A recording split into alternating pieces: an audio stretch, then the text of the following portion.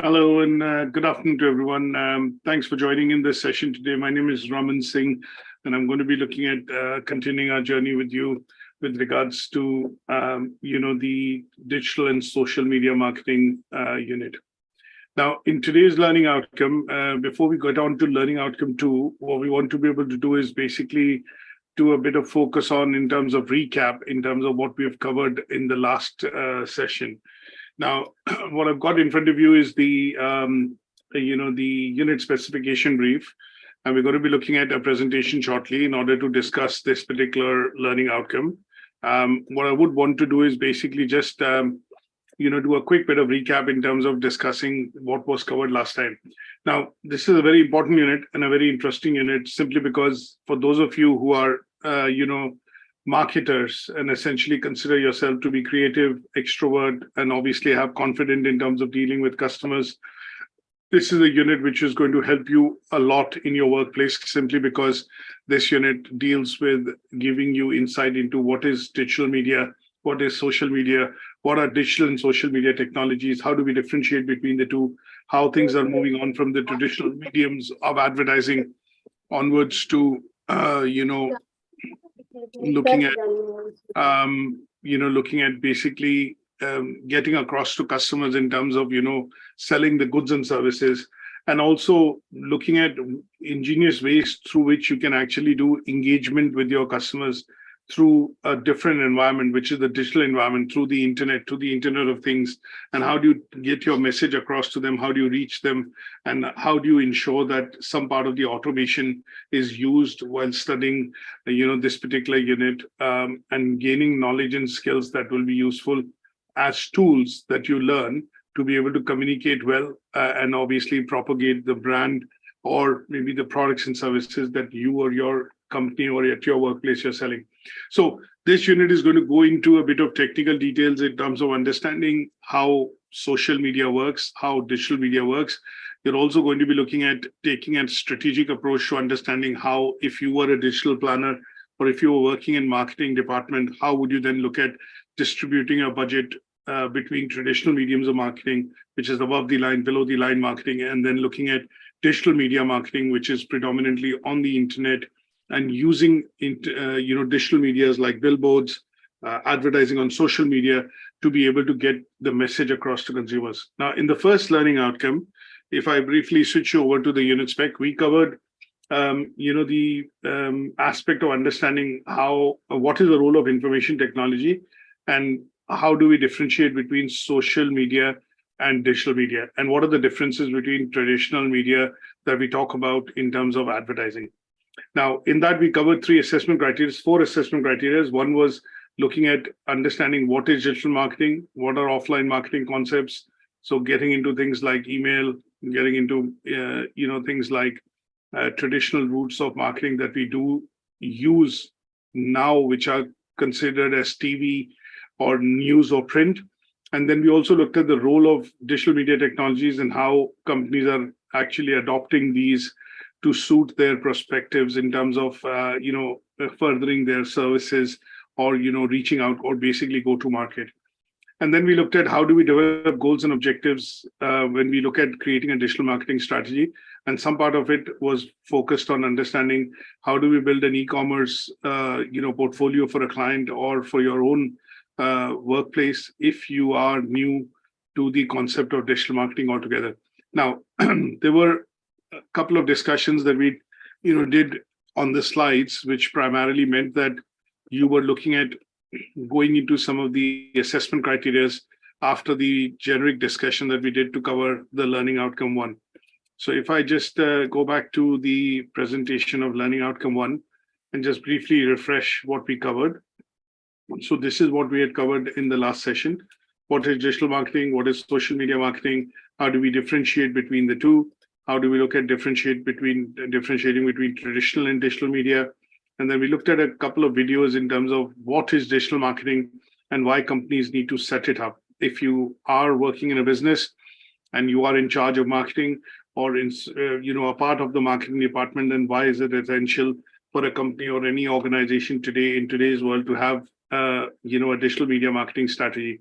We briefly alluded through by watching this video what are the different types of digital media marketing. And then we also looked at a video which was social media marketing and how social media marketing works and how it can be used to further, the company's brand and, product offering by subtly interacting with customers using social medium, which is the likes of Facebook, Twitter, LinkedIn, Pinterest, other profiles like YouTube, to be able to reach across to them and get your message across. So we took different examples of fast-moving consumer good companies.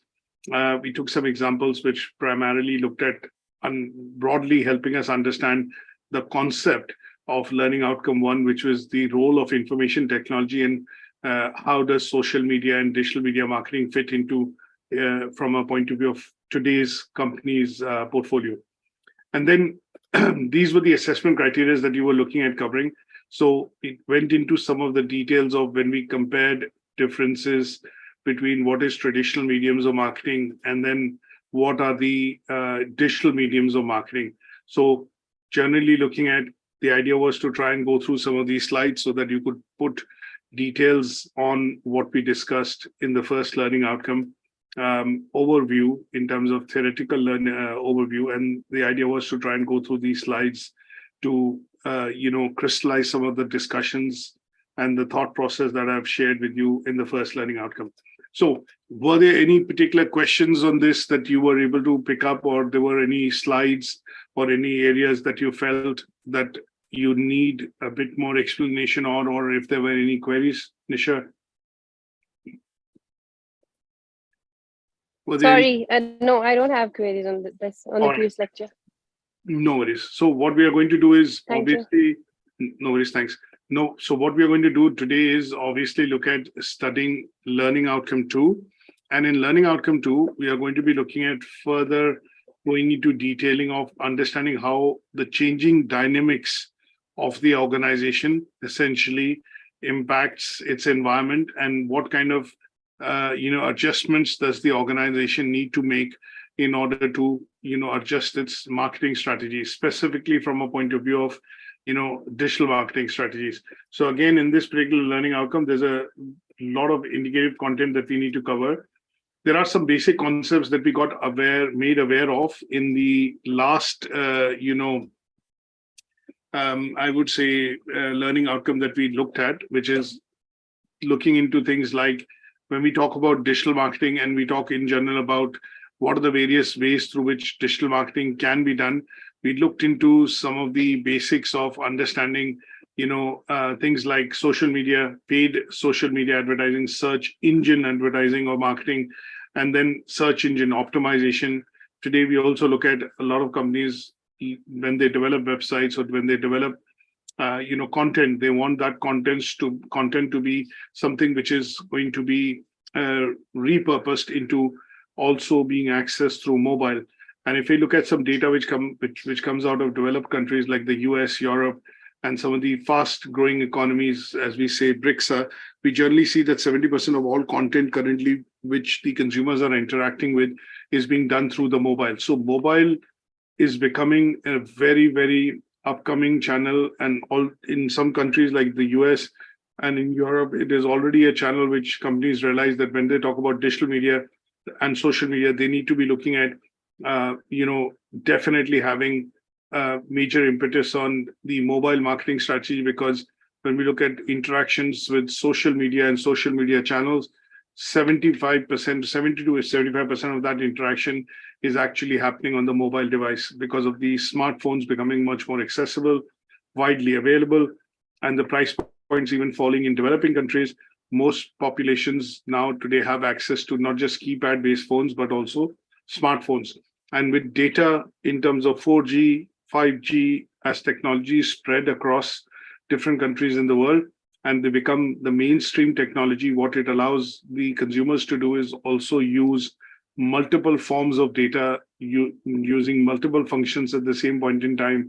So you could be making a phone call, you could be browsing the internet, you might be sending an email, you might be taking a photograph, and all of this can happen simultaneously if you're at least on a 4G network. On a 5G, you would be downloading something, or maybe even have multiple applications running on the phone, or some sort of a device like a tablet, and that would still allow you to do this and have the same capabilities. But in this case, the ramifications from a customer's perspective is far, from a company's perspective is far more, far more detailed or far more reaching, because it allows companies to send messages across and interact with consumers, even in the formal and informal settings. So informal settings mostly being done through social media.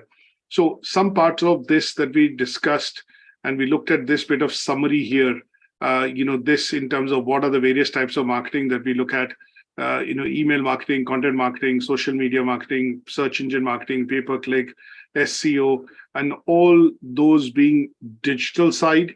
And then we look at even mobile marketing, viral marketing, and influencer, these being, digital side of marketing, and then radio, TV, print, and, billboard advertising becoming the traditional mediums that we have studied. Now we are going to be building our understanding on the mediums and this particular bit that we have studied by taking them further into understanding 2-3 things. One, link it to payments in Learning Outcome 2. So how is mobile now helping to, say, for example, further the e-commerce platform, and why most companies, if they have an e-commerce website, are looking at now further optimizing and, further detailing their offerings in this form of, consumers being able to buy using a mobile device or not just the PC, because PC at some point in time for a good 2 decades was the only screen through which you could interact and, use and browse the internet. So when it started way back in the 1990s or early 1990s, 93, 94, when the first, desktop computer came out from IBM, when it became easily available, and it was being mass produced. And up until 2008, when you look at the mobile phone from Apple coming out, it wasn't a 3G network. It didn't allow multiple applications to be run. But yes, you could still take a photograph, send an email, or record something. But as the network productivity, connectivity has improved, it has also led to more productivity on mobile devices. And that is where you could be talking on the phone, but also making mobile payments. You could be, browsing the websites and making one-click payments to be able to, get delivery of those products or order those products online. And those are the bits that we will get into when we talk about, e-payment systems with regards to Learning Outcome 2. So in Learning Outcome 2, we have 4 assessment criteria that we want to focus on. The first assessment criteria looks at how does challenging or changing essentially dynamics of the internal and external environment help determine the future strategy of what the company is going to do as far as digital and social media marketing is concerned.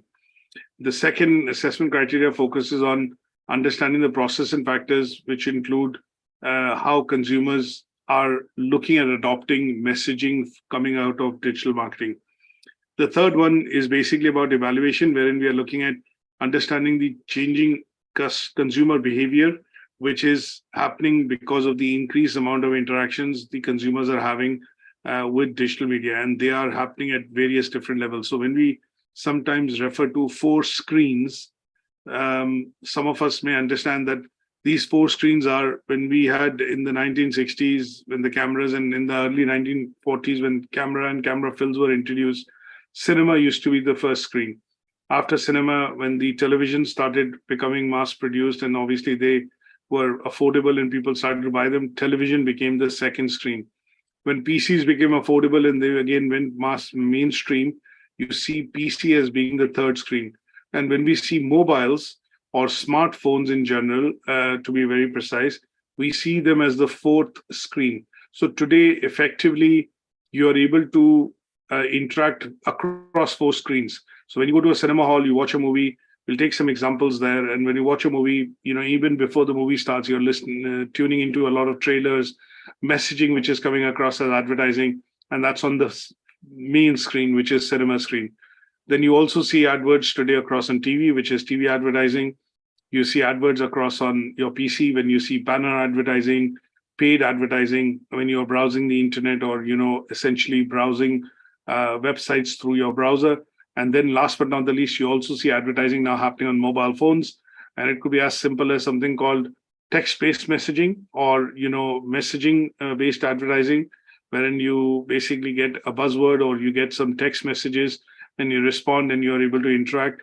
And then if you're browsing the internet or you're, using one of the application, which is a free app, you generally see a lot of these free apps generate revenue or eyeballs through, free advertising. And these free advertising is done predominantly through, banners or click-throughs, which can typically be done on apps. So this is the place where what we need to be able to look at in the third assessment criteria is find out, how the consumer behavior is changing as they interact with different kind of screens, and obviously, process information or interact with information across these different digital environments.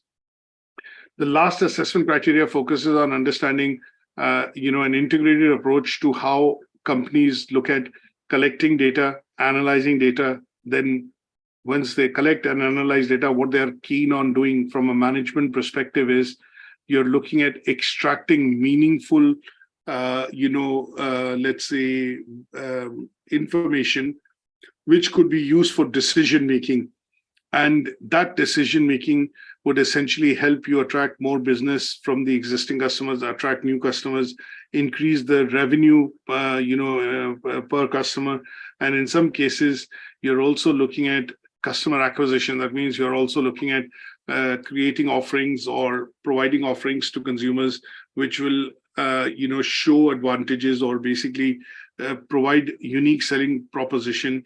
And that would mean that you could also look at attracting consumers who are loyal to other products or other product categories, but you're trying to switch them over. So thereby, in the long run, what you're looking at doing is increasing your market share. So here, what we are wanting to be able to look at is, channels or essentially software, which primarily, will allow, marketers to basically look at,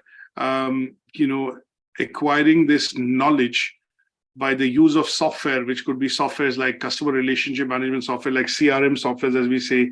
You have softwares like HubSpot, Salesforce, Zoho CRM, and obviously here the idea of attaching and using some of these softwares by various companies is that they want to be looking at the customer journey. And in order to look at the customer journey, they want to be able to interact with data at every step of the way when it is being collected by the software. And then later on, this data is analyzed using platforms like Omnichannel or platforms like Salesforce or SharePoint, in Microsoft, essentially, where it will provide them analytics, and that would thereby help them. When I say them, I mean the companies or the businesses or organizations, to be able to channelize specific marketing promotions towards the consumers by understanding their preferences, their needs, their demographics, and obviously their interaction with their brand. So these are the 4 assessment criteria that we will be looking at covering in today's learning outcome, and we'll dive straight into the first one to understand what is the internal and external environments first. Now, most of us know that any business, any organization can be affected by internal and external factors. Internal factors tend to be factors which are within the control of the company, and external factors tend to be factors which are beyond the control of the organization. That means if there is change in weather, if there's a fluctuation in the exchange rate, of sterling or the pound, it will affect all businesses. It will make imports dearer if the pound becomes stronger.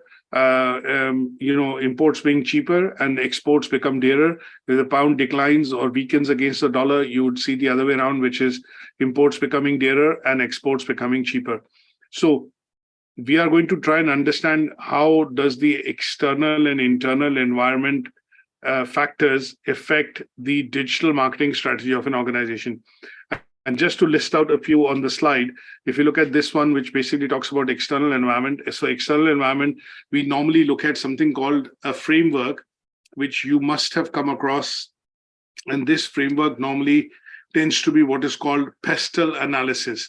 Now, pestle analysis is primarily one of the, very basic frameworks that we look at in terms of analyzing what are called external, factors. That means external factors, which would mean that these are factors, as I mentioned to you, are beyond or forces which are going to affect all organizations, all companies, all businesses in a similar way. And these are going to be beyond the control of any particular organization. So these are government policies. These could be environmental changes. It could be social changes, legislation. It could be economic changes, which is happening like the Ukraine war, and it started to affect everybody. Initially, people thought that it's just going to be Europe, but as the war has gone on, what we have seen is that this has started to affect food prices, as far as Africa, some of the Far East Asian countries. And this is because the economies are connected. And if something happens in one side of the world, it is slowly and gradually going to have an effect on the other, economies as well. So here, one of the things that we look at, which I've just brought in as a picture, is we look at studying the external environment in terms of how the environment, when I say different factors, political, E stands for economic, S for social, T for technological, E for environmental, and then L for legal factors affect, the organization and its, functions.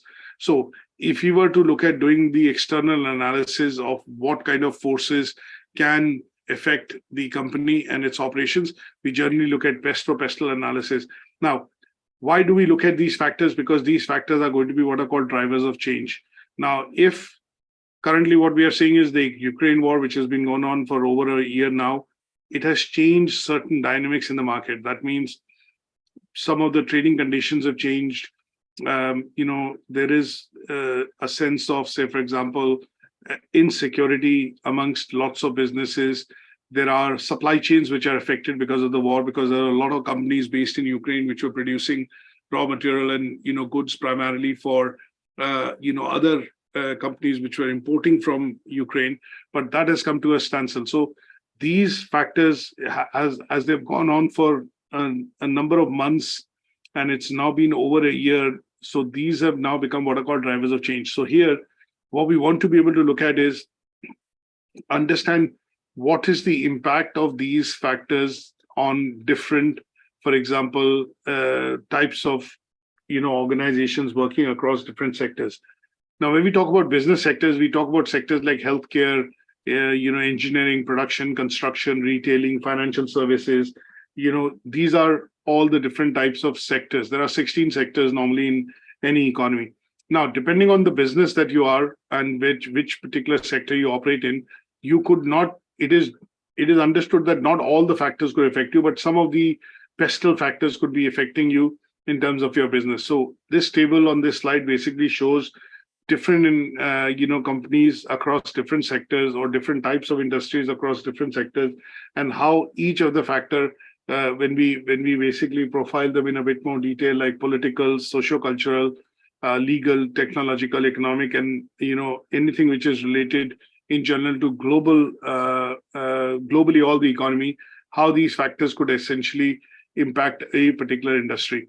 Now, if I take up an example of Apple here, just to explain, Apple typically, if I look at, is a company which basically has interest in the technology sector. It has telecommunication offerings, which is a phone, and it also has PC-based offerings, which is primarily related to, it's selling Apple Macs and, Apple iMacs and other devices.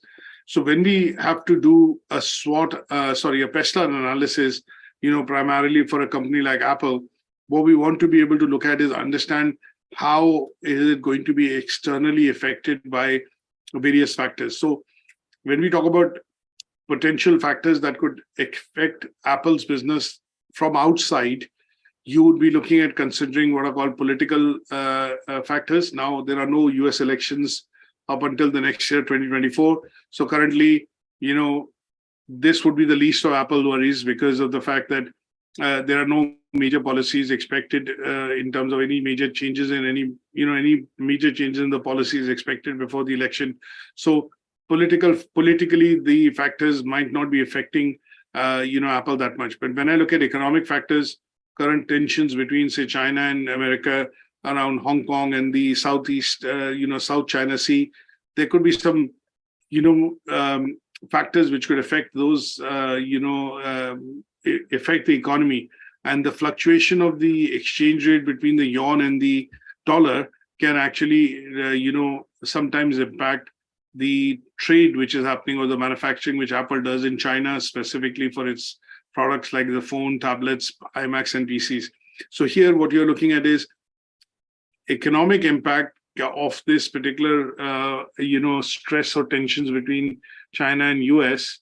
And Secretary Blinken was currently in China for a couple of days to discuss and diffuse these, could have an economic impact, because if China becomes a bit more aggressive and, curtails the operations of Apple, then obviously the supply chain for Apple products could be affected over a period of time, which would mean the Apple starts to lose market share, and obviously the products become a bit more dearer. In some cases, it might need to even look at alternative forms of manufacturing in other countries. Now, so here, depending on the company that we are looking at, sometimes you would see some factors might not be, affecting the company's operations, in a significant way. Say, for example, socio-cultural factors. Now, there are not many socio-cultural factors which might be affecting iPhone or iPhone sales. And in those cases, what you will generally see, some of those bits Apple will ignore, because they might keep a tap on it, but they might ignore some of these factors when planning marketing strategy or any sort of strategy to reach out to consumers to increase sales. One of the other reasons that I'll give you why this is important from a company's marketing strategy point of view, especially so digital, that when you see in the Western world, most of these sales which companies do is geared up towards bigger festive seasons like Christmas or Black Friday sales and things like that. So here, what the company would now be looking at doing as if we stick to Apple is that it's going to be looking at shoring up its product lines, its supply chain, so that it is able to create and have enough inventory that it is going to do promotions for during the forthcoming, say, festive season, which could be Christmas in some countries.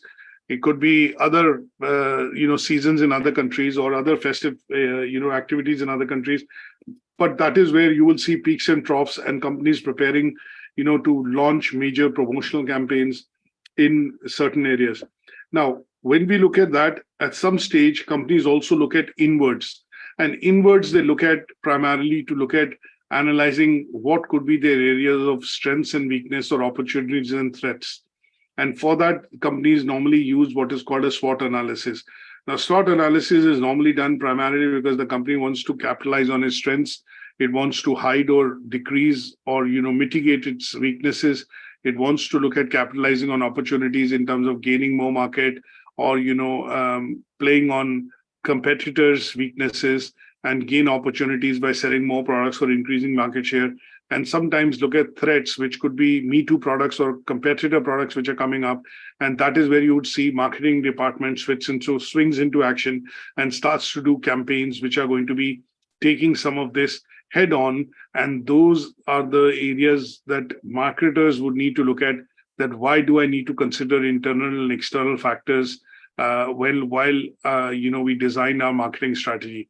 Now, in this case, the digital marketing strategy. So sometimes when you look at print medium and when you look at TV, here what tends to happen is that because the longevity of the medium is short, that means you air an advert, it airs for 30 seconds, then it is switched off, and consumers might forget that there was an advert even played, until as the frequency of that airing of advert is done maybe 10 times in an hour, then the consumers then start to retain the message. So which mediums to choose? Vis-a-vis, if I look at electronic medium, here in the internet's world, everything is archived. So even I can go back to the archived data and still find the adverts and still go through it, because this is in the virtual world, and obviously in some cases some of these things keep running in the background even when they are archived or they are out of date. So if I pick up a newspaper, just to give an example, you see the advert, you keep the newspaper if you like it for a couple of days, and then you try and look at making a decision on buying a product. But if it was something that you saw online, all you had to do was basically just log into the website again, go back to the news that you browsed, and you'll still be able to see the advert or the offer which was placed online. So online has more longevity vis-a-vis digital oblique, say, for example, in this case, digital medium has more longevity as compared to print media. So When you have to analyze your internal strengths and weaknesses, you look at SWOT analysis. This is one of the frameworks that you need to be aware of, because here we are talking about internal and external factors which can affect the business, and how does business then shape its marketing strategy, and specifically digital marketing strategy. There's another framework that we sometimes look at, which is called Porter's 5 Forces model. Now, when we talk about Porter's 5 Forces model, this is, 5 Forces model is a model which, is basically a theoretical framework which, Michael Porter came up with. And this framework essentially helps identify, the competitive forces which might be affecting the business. And these are 5 such forces. So one is rivalry amongst existing competitors. So you have FMCG companies like Procter & Gamble, Nestle, Kraft, Unilever. They always compete because they have very similar products. So they are existing competitors. You have threats of new entrants. There might be new companies or new products or companies introducing new products all the time. And these would also at some point in time become threat to the existing products. Then you have bargaining power of suppliers. If you look at Walmart and you look at Tesco, you look at Makro in Germany, you look at Aldi and Lidl, these are big super chains or supermarkets which have tremendous buying power against their suppliers, because they buy, any item in bulk. They are able to place orders for longer duration. They are able to, commit on longer term investment in terms of inventories. And that means that they collectively wield more power as a company, as an organization. And that means sometimes, if Walmart says, I want to buy all this inventory, then the manufacturer might say, okay, I might not be able to supply this product to you at all, because this has already been committed to Walmart. But if you want me to create a different variant, which is different from Walmart because we promised them the product, then we could look at supplying you with a different variant with different features, but it will not be the same product as what Walmart has actually bought the inventory for. So it gives them tremendous buying power or bargaining power against suppliers. The fourth force tends to be bargaining power of buyers. If there are very few suppliers in the market, what you will generally see that bargaining power of buyers comes into play, because these are forces which focus on the power of customers. That means customers' ability to be able to buy certain goods at a price or at in a particular situation. And this would mean that if buyers have numerous options, then they can easily switch to other suppliers and negotiate better deals, because they are demanding or maybe having a demand for higher quality in particular for a particular product. And strong buyer power limits the profitability of the companies in any particular sector or any industry. So when the market, sometimes we hear the term, it's a buyer's market. If you hear the term, it is a buyer's market, what that means is, here the market is basically, in control of, or basically the demand is basically being generated by buyers or purchasers. And they have an advantage, because if they switch to another product, or if they are able to get something at a cheaper price, then you would generally see the market switching entirely to that competitor. And this term used in economics essentially describes a situation wherein there are more sellers than buyers in a particular market. And that is why this is also a competing force that has to be sometimes looked at, because companies need to price their products competitively. Now, example of this, when we look at digital marketing, you generally see sometimes companies advertise products in the store at an X price, and if you buy the same product online, you might find a cheaper pricing. Now, this is a digital marketing strategy, because what companies want to do is, if they are spending less cost and less effort in terms of selling that product or as an inventory online, then they would generally offer the customer a cheaper price, and that cheaper price would ensure that in this case, not only the buyer, in a particular market, is able to gain competitive positioning, but it also allows sellers to buy and gain more. When I say sellers, customers, it is able to gain more customers in that market, because their it is able to move its inventory and, obviously sell or liquidate it to online using this particular strategy. Now, the last force that we look at is threat of substitute products. That means if you look at initially when the iPhone came out in 2007, 2008, it was the only smartphone or touch-based screen phone. But very quickly, you had competition from LG, Sony, we had competition from Samsung, Lenovo, some of the other brands, Motorola. They started to catch up and they started to introduce offerings which were very similar to the Apple product in the market. And that put a bit of pressure on, Apple to innovate its original products sooner than what they would have anticipated. So if you see that, because if Apple or Samsung introduce products in the market in the phone sector in particular, smartphone sector in particular, you generally see that they have to launch a new variant or a new product every 16 to 18 months, which is roughly, say, a year and a half. And the reason why they have to do this is because competitor activity seems to catch up with them and start offering what is called Me Too products. So you have Oppo, for example, you have lots of other brands which have started to come in, which are easily able to replicate some of the offerings which Apple and Samsung have. And then in order to innovate and keep their customers loyal and obviously make sure that they are able to garner the revenue, these companies have to keep innovating, keep investing in R&D. And that means they are trying to reduce the dependence of try to reduce the competition which is coming from any substitute product in the market. Now, these are traditional marketing strategic models that we use when we discuss marketing. They're also applicable to digital marketing. So you look at things like PESTEL, you look at SWOT, you look at Porter's 5 Forces model. They're all important because they are basically the foundation of how you would shape up a marketing strategy.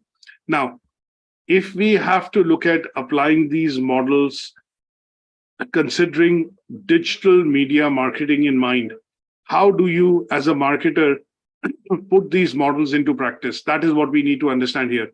So on the slide, what I put is a strategy where the company wants to put customer value first. So if customers are looking at, obviously buying something, they are, when I say they are, I mean companies are essentially looking at providing them that customer experience. And that is why you would shop from a brand, buy a particular product as against some of the others.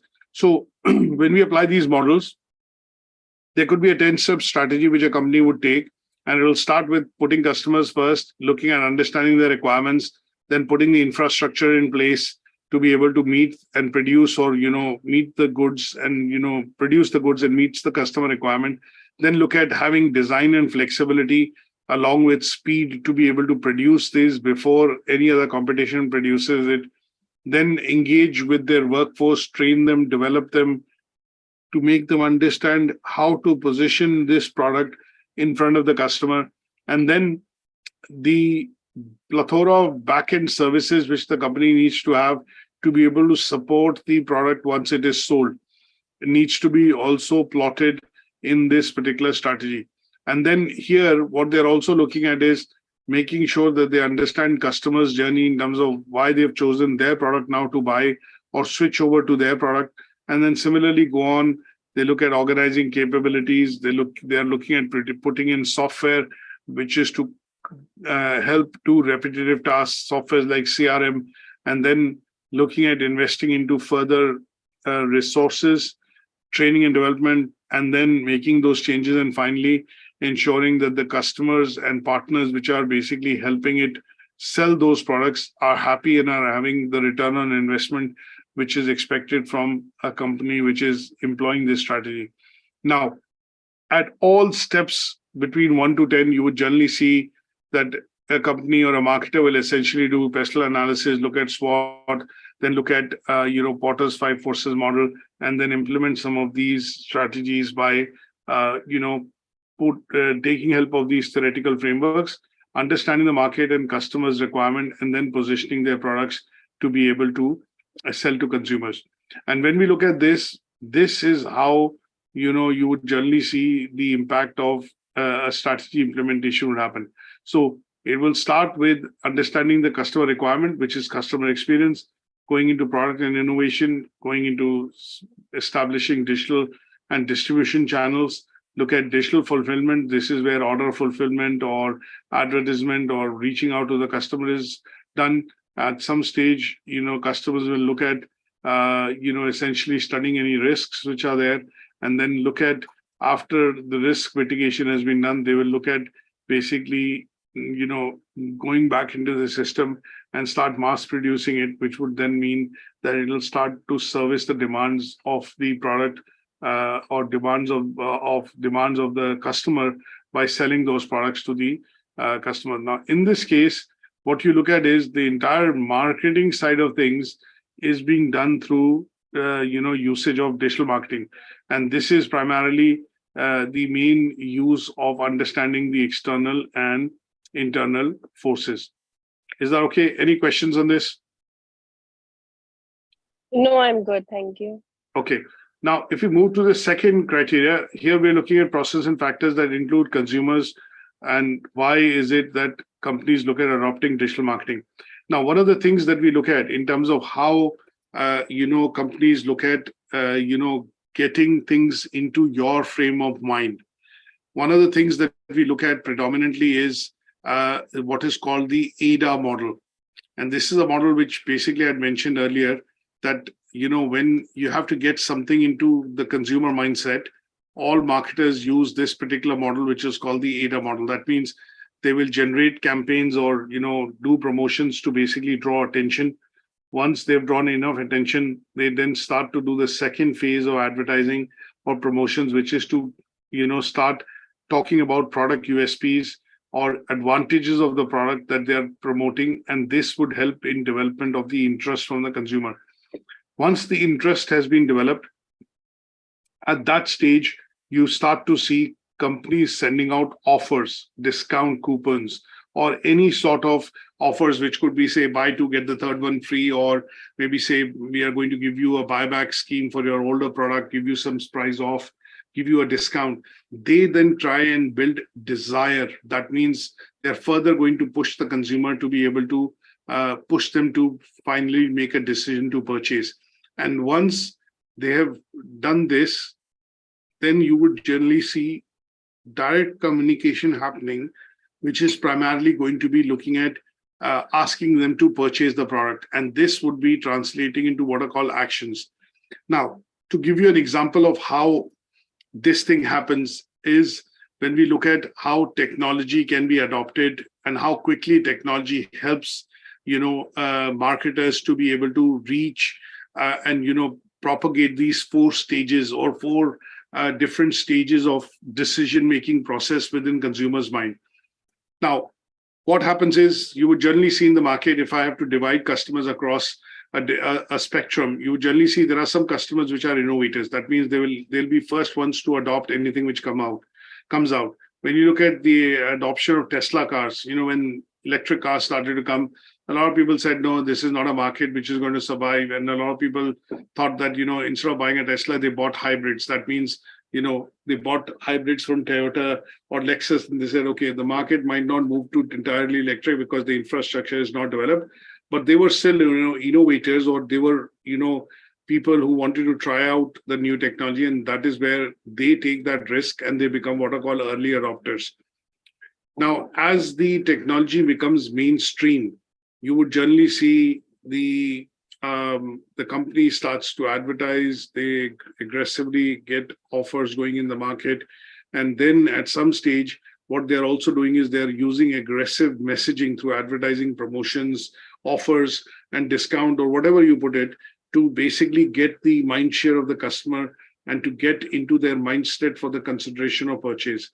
And that is where you would generally see a lot of adoption of technology happening in the case of Tesla cars. And that is where we see early majority, Tesla gaining early majority in the market in which they launch, which is the US. Now, at some stage, you would also see there are people who are laggards or people who are basically, they want to try and test it out. They want others to try and test it out. Once they see that the technology has become mainstream, or this is something that they now cannot escape, or, they know that there are definite advantages of using it, then they either fall into what are called lead majority or laggards, and they are the last adopters of what we generally see as technology or intake in terms of the usage of technology. So when we look at the process, this tends to be the process in terms of how you would generally see the decision-making process working across from a point of view of consumers. Now, when I get into understanding where and how and what role digital marketing plays to help in this adoption of or speed up this adoption process, we generally see that digital marketing steps in when it helps us identify what is the target market that you're trying to go across to. And the target market could be looked at demographically to say, okay, this will be somebody who's earning, who's young, and who started a job maybe recently, or is probably looking at starting a career. And in those cases, some of these key factors which digital marketers consider would be to look at segmenting the market, which is looking at the target market, and then looking at what channels they're going to be able to use to get that message across to consumers. Now, sometimes you would see that a company which is selling, for example, high-end products, which is quite premium products. For example, let's look at ladies' handbags. You look at Mulberry, you look at Chanel, you look at Gucci, you look at some of the other brands which basically have designer handbags. They are quite premium in their price.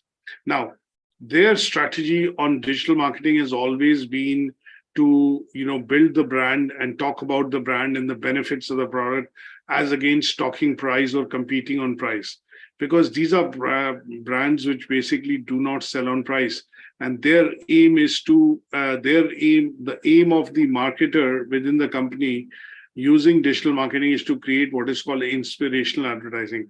That means even if you don't have the money now, you are looking at some stage buying a Chanel bag or a Valentino bag, or for example, a Gucci bag or a Louis Vuitton bag, because what they're trying to do is they're going to sell you the concept of lifestyle oblique, let's say glamour marketing. And this is where they're not going to sell you cheap on price.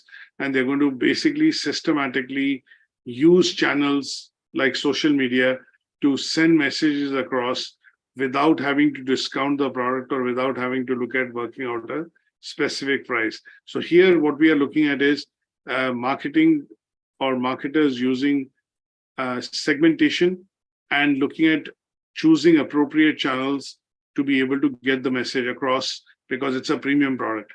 Now, if it was a non-premium product, it is something that you buy on a daily basis or you use on a daily basis. For example, you look at cigarettes, for example, you look at chewing gums, or you look at buying something from the stores. You generally do not see too much advertising happening on that side for those products, is because these products are considered to be staple products which consumers buy irrespective of demand, irrespective of things happening in the market or in general the economy. They would still end up buying these products because they are a necessity. And in this case, they are going to be using what are called data analytics to be able to sell more of these to you in order to get their share of the product or the segment. Now, I'll give you a simple example here. When we look at I don't know how many of you have looked at, but maybe in a supermarket chain like Tesco's or Sainsbury or some of the other chains, what we see is that here a lot of data is collected. And the data is collected in the form of, if they have, some of these companies have a loyalty card. So for example, Sainsbury's and some of the other companies have what is called a Nectar card, in which all transactions are recorded. Tesco has their own club card. And what they do is they basically analyze this data to see what is the consumer actually buying on a weekly shop or on a shop when they come to the outlet. Now, if they see across the month and then create a pattern that you're buying this time and again, what they are going to see is that this customer normally comes in, and because of the analytics they're able to use, they're able to even determine what is the average cost the customer is average price the customer is actually spending every time he visits the store. And that would help the company realize that, okay, these are the products of importance. on these products, I can maximize my basket by basically providing either additional discount coupons or basically providing offers on those product lines. And that is where you would generally see data being utilized to create or understand analytics, and that being used to drive offers and discounts, which would increase the weekly shop or the basket size for that consumer. Now, where does digital marketing from a point of view of social media come in? Now, you would also see, and as I mentioned earlier in the first part of the session, is that sometimes companies look at maintaining a social media presence because they want to be creating or talking about issues which are important to them. If you look at Procter & Gamble, or you look at their product like nappies, every Procter & Gamble detergent that you buy, they donate, a certain amount of money towards, pamper nappies, or, some sort of giving it back to the community is concerned. So here, the company has taken a softer stance to look at including sustainability as one of the corporate social responsibilities agenda. And at the same point in time, what it is also doing is interacting with consumers by providing access when they use their products.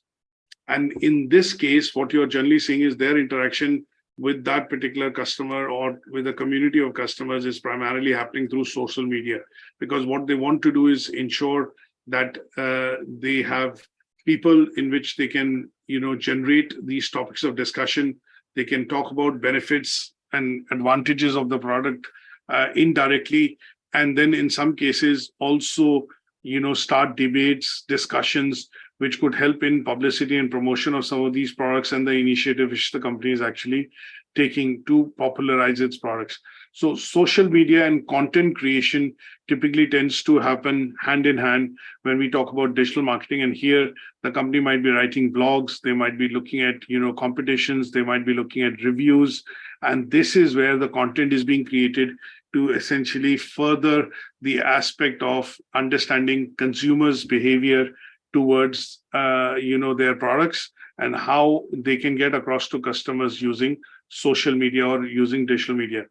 Now, as a marketer, you're always faced with a dilemma. What is that dilemma? Money is always finite, and you can only do so much with the budgets which have been allocated or planned in terms of allocation for the yearly, activities. So here, sometimes you would look at, the company itself deploying what I would say is experienced resources and, proven technologies or proven remedies which are known to work when these kind of things have to be put into action as far as companies are concerned. So budgeting and then utilization of that budget in a way which allows some of these objectives to be supported, like reviews, looking at referrals of other students, or in this case, referrals of other customers that you would generally see that would be required. And they will certainly push this as an agenda through, social and, digital media marketing. And this part is what we need to understand when we need to understand the processes that and factors which can be adopted to influence customers through the digital marketing media reach, or digital media marketing essentially for a product or a service. Now, this slide that I put forward basically highlights the full customer journey. So customers might start off by realizing that they have an awareness leading to interest, leading to desire, and leading to an action.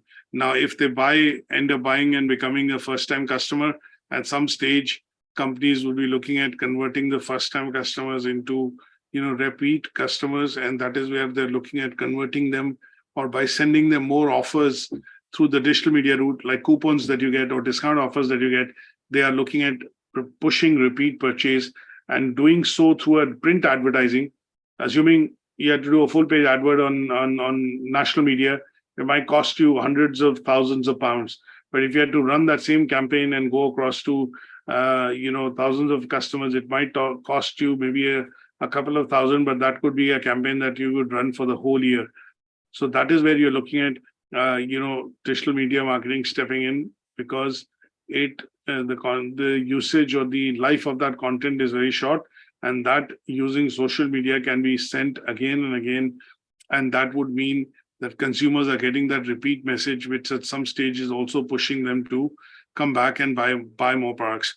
And social media can also be used to create loyalty, customer loyalty. So running of competitions, rewarding them on writing positive reviews, or looking at, customer referrals by, giving them some incentives or some sort of a referral fee is seen as an important cog in this wheel when we talk about the customer experience or the customer journey from a point of view of digital media marketing.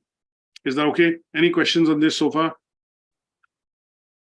All good. Thank you. Okay. Now, the third assessment criteria talks about changes that we see in terms of how the consumer behavior is changing with how they are consuming content across different channels. So we are going to be focused on understanding what companies and digital marketers look at when they look at a modern consumer. That means when you look at a consumer today, what are the various channels through which you can reach that consumer? So some part of the advertising can also be done at their place of work. Some part of it could be through learning, if they are, in some sort of a course or doing an education course. Some part of it could be communication, which is coming in because they're subscribed to you or your newsletters. When you travel and you go different places, you're looking at, consuming information or getting additional information when you go across to traditional and, modern traditional channels. For example, you are out on a weekend to do a weekly shop. You've gone out to watch a movie. In some cases, when you look at home, catalog marketing, marketing through the text messaging, marketing through post, or you get lots of these letters, promotional letters coming through the post. Then gaming and entertainment has also become big. So within gaming, you also have advertising. You have online advertising, which is happening within the gaming side of things. You have forums, you have discussion forums, and you have all other access to channels like avatars and, avatars, or, basically the virtual side of the world, wherein even advertising has gone into that aspect. So when we look at the football manager, the game that you use normally to play football as a game on your PC, you generally see even there is advertising in that particular part. So if you buy a brand or you represent a particular player and you want to buy in, say for example Ronaldo or Messi in your team, you'll generally be looking at paying a few $100 because somebody might already own that or have that in their team as a different person, but you also want to be either Ronaldo or Messi, and in those cases you would generally see that there is premium which the companies are paying to put their players and their basically put the branding on these players, even in the virtual environment. So when we look at consumer, the modern consumer, you can send messages across to the modern consumer from all possible sorts of environments and combination. Now, what this is allowing the consumer to do is basically consume information or data coming across from different channels. Most of it is coming through mobile applications or widgets, as we call them, on your phone. It is coming across by consuming, I would say, when I use the word, I want to use the right word, by consuming, for example, digital news. Now, today it is possible for me to watch news on YouTube, on my phone. And in some cases, you might not even want to go to the television, and you can stream that same channel coming onto you on your app or through internet on your phone or any of your device. You can also have payments which can be done through the mobile phones. And obviously, these are things which are changing as technology is also advancing. Now, if you look at Apple Pay, it was nothing new that Apple introduced. Near field communication, or NFT, essentially, NFC, essentially near field communication, meant that Samsung or some of the other companies had introduced this technology quite some time back, but there were not many places where this technology could be used, or the card readers and the when machines were not equipped with the latest software or gadgets or devices to be able to accept NFC card payments. But as the technology has gone mainstream, what you would generally see is that these have become the norm of the day. If I give you my personal example, I don't carry any credit card or debit card. I have them all scanned on my phone, and using your Face ID or your fingerprint, whenever you go to a machine or when you're buying something in the outlet, you're actually using your Apple Pay or your mobile pay to essentially even make payments through the mobile phone. So mobile phone payments, or M payments as we call them, has not come in today. It was there maybe 10 years back as well, but it was in a limited shape and format available because there were not many outlets which were accepting it. Technology was a bit of technology was a bit behind because this required maybe more bandwidth and more interactivity with regards to the software being capable, the hardware being capable. But when you now see mobile applications and any sort of smart mobile, one of the first things which people do is they do away with and then integrate what is called the mobile payments on their phone. And this is a changing behavior that we see being taken up very drastically in many countries. If I give you an example of India, Paytm or Pay, I can't remember the exact word, but I looked at a case study in Paytm or Paytm. Maybe is an app which has basically exploded like anything within the Indian sub-market. And with Amazon entering India, it has already become a $90 billion market, wherein Amazon is driving revenues in excess of 35 billion a year. And they've only entered the Indian market 3-4 years back. So with mobile payments becoming possible, it was companies like Amazon which were waiting to get into the Indian market to basically start making a use of technology and obviously getting to consumers and obviously bringing the proposition across. And this is what companies like Amazon and other companies are keeping tab of, which are global companies in other countries, American brands, German brands, English brands, and they are waiting to get into developing economies like India, Indonesia, Pakistan. You look at obviously China, they're already in, but you look at some of the economies in Africa, like South Africa, Tanzania, Kenya, wherein they are waiting for technology to catch up before they enter the market, because that is where they see the demand changing, the consumer adapting to that demand and the use of technology quite quickly, which will allow them I have a question here. Yeah, more services. Go ahead. How has I didn't understand the part where Amazon has entered the Indian market, and you gave a reference regarding that. So Amazon has entered the Indian market. So basically, Amazon and some of the other companies were holding back because mobile payments were not enabled in certain of the sector.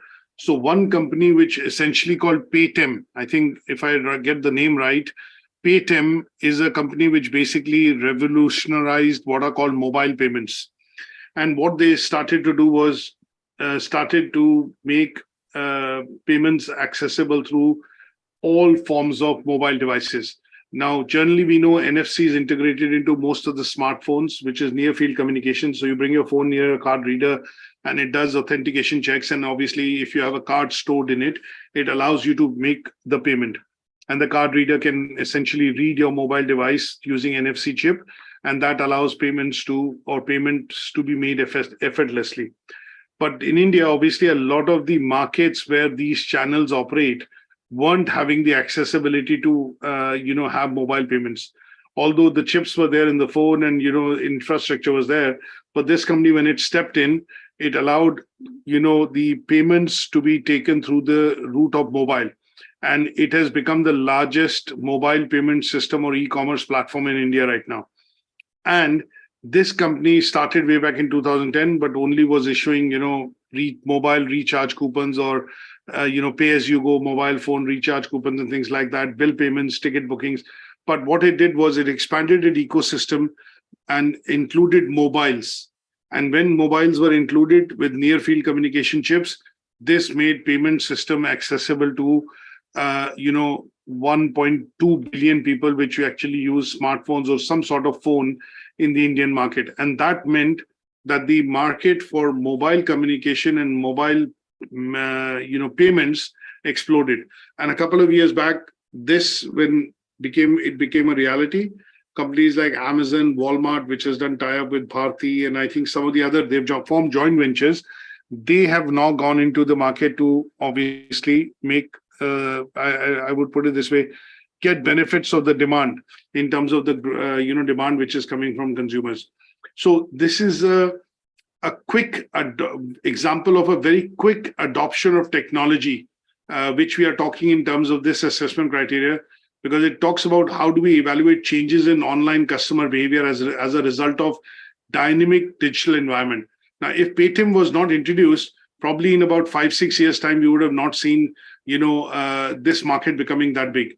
So retail, high street retail is started to shrink, and transactions online or through the online route in terms of purchases, e-commerce as we call it, is starting to increase, even in a country like India, when it was predominantly seen as a brick and mortar market, wherein traditionally you'll go to the market, buy stuff, but people are now buying even, white goods like fridges, washing machines, without having to look for it, or TVs and televisions, online, rather than going to the retail outlets to look at what the product is, see a demo of it, and then starting to, buy online. And this has all happened in terms of the revolution which has come through the mobile payments. Why is it important? Because we have seen a changing consumer behavior in terms of quicker and faster adoption of mobile payments. And that has led to the creation of this particular segment, which is now allowing consumers to buy online. One such thing which we can also put across is ChatGPT. A lot of us are aware that, chatbots and ChatGPT, the company OpenAI, which has introduced this technology, and the engines are updated in September 2021, they have become now a de facto service, which is now being employed on lots of websites, lots of portals, essentially because chatbots, if you train them and it has access to your data, existing data, it is able to repurpose and use that data to be able to provide customer service. Again, this is a fast changing requirement which consumers are understanding. And what we need to do is, as digital marketers, we need to make use of or embrace this technology and make use of it, or come out with usages which will help us sell or position our products and services from a company standpoint of view. So in this assessment criteria, we have to talk about innovative changes which have come into the market, and that have led to, sharp changes in how consumers are now using or basically making use of technology to, interact and buy products and services. And that is what we need to cover predominantly when we talk about the assessment criteria, in terms of changing consumer behavior as a result of the changing digital environment. Is that okay? Any questions on this? Okay, no, let's look at the last assessment criteria, which is how do we now develop? It is talking about we need to develop an integrated approach to understand why data collection, analysis, and extracting of meaningful information from that data is important across all channels. And how can digital marketing, essentially social media and digital marketing, essentially can help us synthesize these insights and then use them for advantages of our business.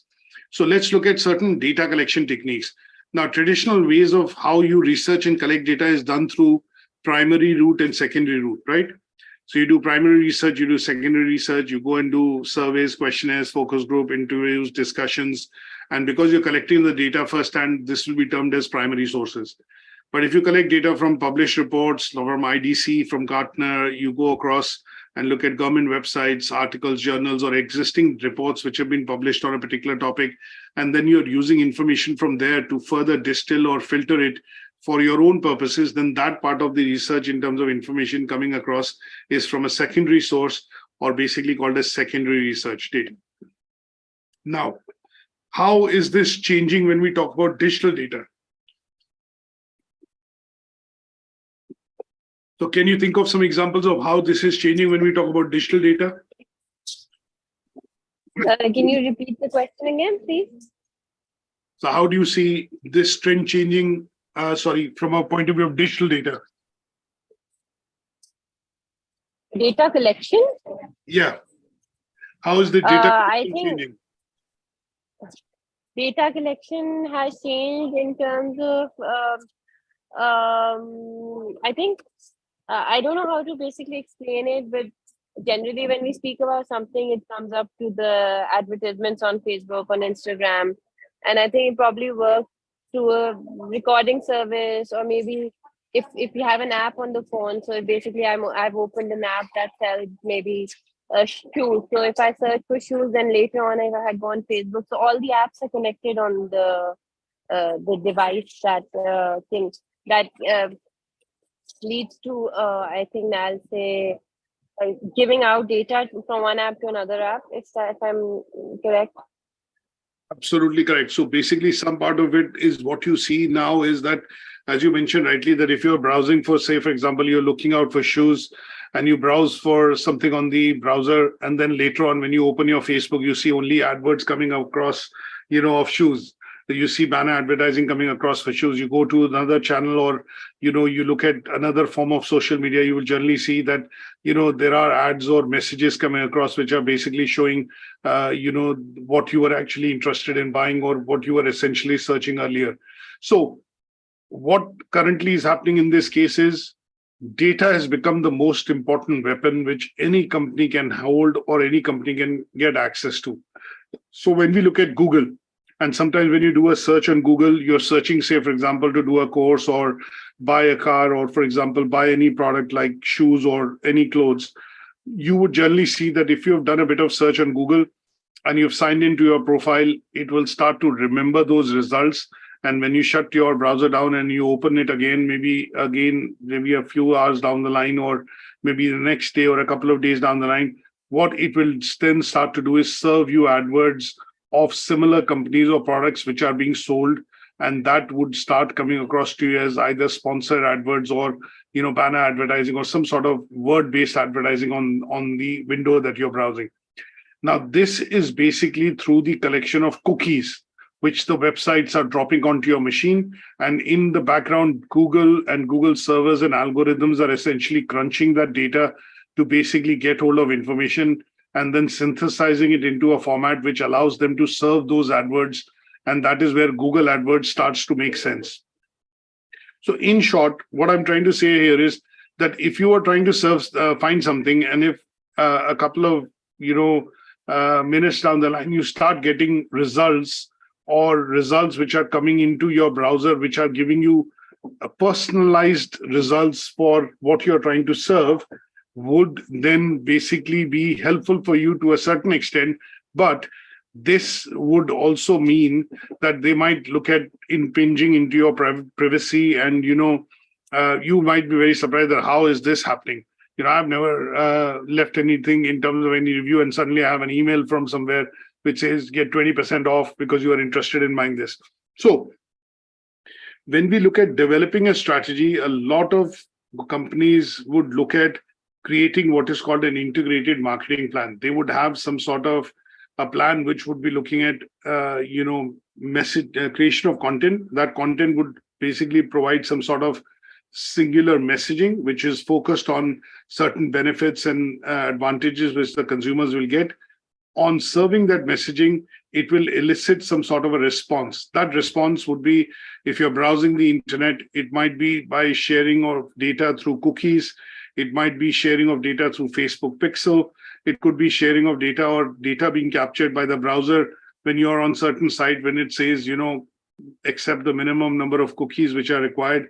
That is then collected by the marketing company, and that company then utilizes it to create what is called meaningful information. What that meaningful information would be, they'll try and find out things about what are you trying to search, what products you want, what is the price point that you're looking at, by looking at going into details of the results that you are searching on. And once that happens, at that point in time, they would then know that these are the kind of products you're buying. They would not know exactly what you're looking at, but obviously from the information that they synthesize and collect, they would look at, okay, they know broadly you will be looking at shoes, you're looking at these brand of shoes, and depending on what it has offerings on available and the available advertisers which are advertising on Google, then it will start showing you those search results, thereby bringing the advertisers to you and personalizing and filtering the part of the offering that you are searching for the internet, on the internet. So in a nutshell, here, what is important is that there's a very integrated approach to data which is required when companies look at actually undertaking any sort of, digital marketing, because this would mean that if they do not have, let's say, I would put it this way, say, for example, if they do not have anything related to what have been the defined results that they need to achieve, then it will be difficult for the company to put budgets or any sort of, campaign or, let's say, any sort of promotion behind it. Now, when we talk about collection of data can be done through various routes. And because we are sticking to digital marketing and we are talking digital marketing, you are collecting data through the channels that customers can use to basically search for products or services. So it will be either emails, it will be either the browser, it could be, looking at websites, it could be also looking at, you maybe picking up something in the market as a flyer, and it has a discount code or it has an offer on it, and then you go back onto the browser and then type and go to the company website to get hold of the offer or the discount, and that would bring you back to that platform. So in a nutshell, what the company is going to try and do is, when it is going to try and look at creating an integrated approach for understanding how it needs to get its data in terms of products and offering across to the consumer, it would need to understand the channels that you essentially use to search for information or to get hold of information. So here, the first thing company would do is identify relevant channels. That means either it is going to go online, is it going to go online and use traditional mediums, or is it going to be looking at, going through social media? Then it will also decide what kind of social media it will use, because it will depend on the demographics that it's trying to reach. Now, if I look at Instagram and Pinterest, most of the, users, TikTok, for example, on these channels, most of the users are generally young adults who are working, essentially are single, or maybe in their early 30s. So this is a demographic which the company is able to provide, and with this matrix, it will help you identify which channels you will go across, even on social media. So in social media, there are 37 different channels. And if I have to look at maybe doing an advertisement campaign, you would basically be going into profiling of each of the digital media channels and go into details of it to understand whether it suits the product and whether you have a product and the product has the target audience that the company is trying to sell.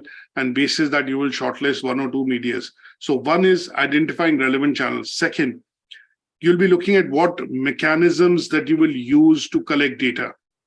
How are you going to collect data?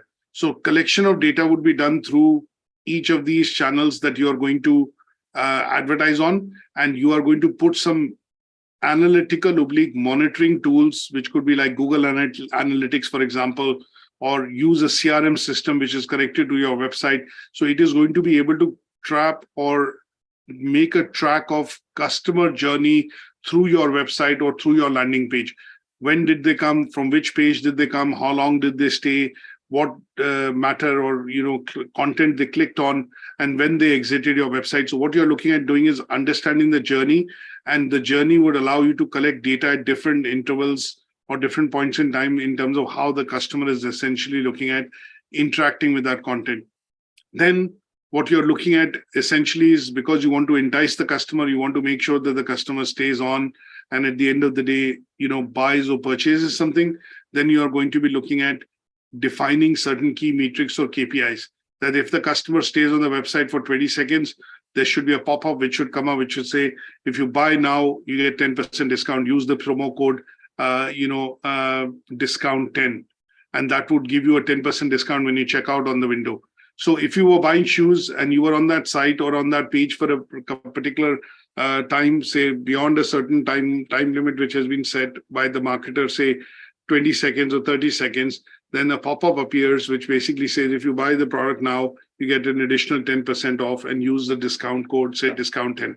So what you're doing is defining certain key metrics and actions which will happen, which will entice the customer to essentially buy your product.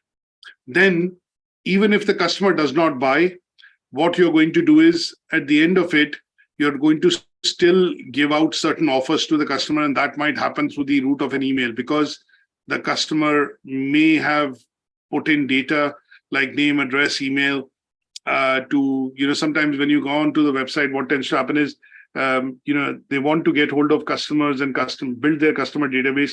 They say, subscribe to our newsletter and get 10% off your first order, or subscribe to our newsletter and get 30% off our first order.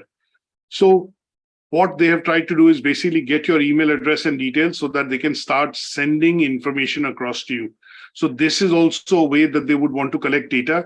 And what they're doing in this case is expanding their database of customers which are interested in buying products from their website. It might not lead to a sale, or at the end of the day, lead to a closure in terms of a sale.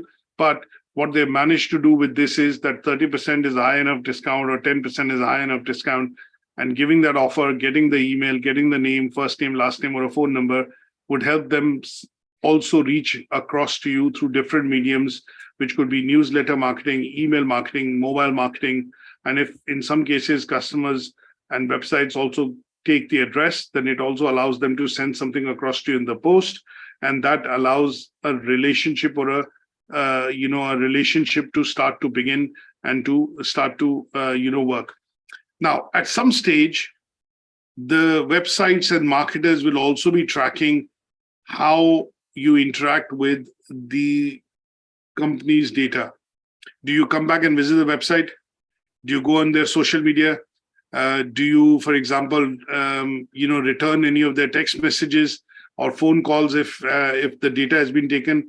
And what they are going to do is look at consolidating. Sometimes when you get these newsletters, they say, do you want the company to be in touch with you by giving you offers through the post, by email, or on the phone, or via text messaging? So sometimes customers click on certain options to say, no, only by post or only by email. That means you're closing the other avenues off in terms of how you expect to interact with the company. So in this case, collection of data is also helping the company understand how you would want to interact with the company and its products and its services. And at some stage, what they will then start to do is consolidate this data into various channels that you or customers like you have actually said that these are the best ways to get in touch with me, or these are the best ways to send information to me. So when we say some of us, we say, okay, send information only via email. So we know that in this case, you would want most of the information coming to you via email. And when we send the information, that has to be, precise, concise. It has to be having an offer, and it should be allowing you to make up a decision by getting some sort of a discount. And hopefully at the end of the day, the company is looking at you buying some part of their product.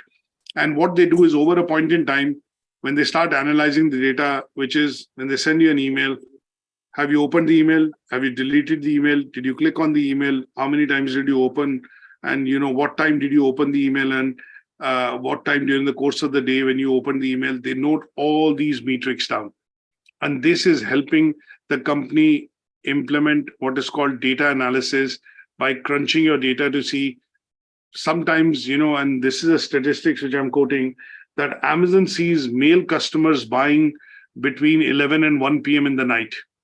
So most of the offers that you see on men's products in terms of discounts, offers, they all start at about 10 o'clock, UK time, and they will finish by 1 p.m., 1 a.m. in the morning. So this is the analysis which Amazon UK has been able to do, is that when do men actually buy on Amazon? And they see that they buy on Amazon when everybody in the house goes to sleep, and it is during generally the late hours, and they define this time between 10 to 1. And normally all offers that men want to look at, whether it's on shaving creams, shavers, any sort of personal products, hygiene products, or other products which men use, like gardening products, things like that, they are always on offer if you're buying between this time. Now, how have they been able to utilize and come to this conclusion? Because the company is analyzing the data in terms of how many times you open the app, what time you browse, what products you browse, what is the propensity of you buying the products. And this is where data crunching is happening by the collection that they have been doing over the years, months, weeks, and years since you become an Amazon customer. They extract these insights visualize and communicate, offers through these insights to the customer. And then at some stage, what they will do is they will essentially send you offers which you are going to be compelled to take or compelled to buy. And that helps the company then synthesize this information collected into useful insights in terms of product purchase, and obviously looking at, turning you into from a prospect to a customer. Is that okay? Yes. Here, we will need to take an example and develop a bit of a plan to show how this is working, from a point of view of a company or from a point of view of a product. So this brings us to an end of today's class, which is looking at all the 4 criteria across the learning outcome 2, which basically focuses on changing dynamics of the organization and its environments and the impact of, digital media on and consumers. So what we'll do is we'll meet up tomorrow and we'll be covering learning outcome 3 in terms of this particular unit. Up until then, my suggestion would be to go through the slides and read some of the handouts which are given next to this presentation on Moodle, and they would help you understand the learning outcome in a bit more detail. Okay. Okay. Thanks so much for joining in.